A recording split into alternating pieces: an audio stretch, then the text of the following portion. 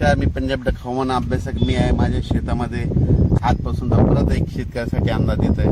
सर्व शेतकऱ्याला सांगू इच्छितो की राज्यामध्ये आज म्हणजे 11, 12 आणखी 4 दिवस फक्त काही भागातच पाऊस पडणार आहे म्हणून हा अंदाज लक्षात येतो. म्हणजे राज्यात आणखी 4 दिवस 9, 11, 12 पर्यंत फक्त काही जिल्ह्यातच पाऊस पडणार आहे म्हणून ही आनंदाची ही एक आनंदाची बातमी.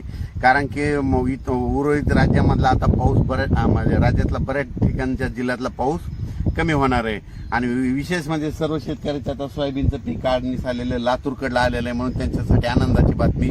लातूरमध्ये तिकडल्या भागामध्ये जवळपास 13 तारखेपासून तिकडला पाऊस उघडणार आहे म्हणून ही आनंदाची बातमी. पश्चिम महाराष्ट्र झालं, त्याच्यानंतर मध्य महाराष्ट्र, मराठवाडा या भागात देखील पाऊस उघड देणार आहे म्हणून हा आनंदाची बातमी. पण ह्या 4 दिवसामध्ये 9, 10, 11, 12 दरम्यान राज्यामध्ये आजच बघा, आज रात्रीच्याला म्हणजे नांदेड जिल्हा, यवतमाळ जिल्हा, चंद्रपूर, वर्धा, नागपूर, भंडारा, गोंदिया, वाशिम, हिंगोली, त्याच्यानंतर परभणी जिल्हा, त्याच्यानंतर जालना जिल्हा, त्याच्यानंतर संभाजीनगरचा पलीकडचा भाग, गंगापूरचा भाग, त्याच्यानंतर जळगाव, मालेगाव, मनमाड आणि त्याच्यानंतर बुलढाणा, अकोला, अमरावती ह्या पट्ट्यातच पाऊस आहे आता. म्हणजे 4 दिवस म्हणजे या 4 दिवस तिकडल्या पट्ट्यातच पाऊस आहे. उर्वरित राज्यात तुरळक ठिकाणी स्थानिक वातावरण तयार होऊन दुपारपर्यंत कडक ऊन पडून एखादा पावसाचाही अर्ध्या तासाचा पाऊस पडू शकतो म्हणून हा अंदाज लक्षात येतात.